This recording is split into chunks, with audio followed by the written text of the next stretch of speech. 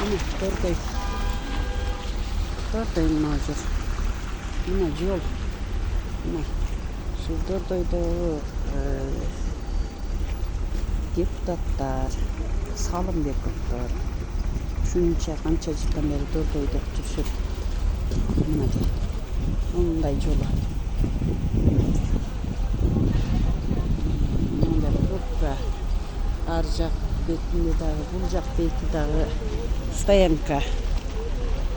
Машинадан өтүшөт мына жер. Машиналар. Мына бул мектепке бурулган жер. Жерде şu жакшынараак кылып оңдоп коюшса болбой экен. Шунча адамдар соода кылып атат, ушулардан акча түшүп атат.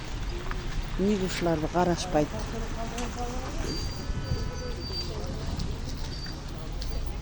Кээ айылдарды карайсыңар, мына шаарды Бишкектин өзүндө мындай болуп атат.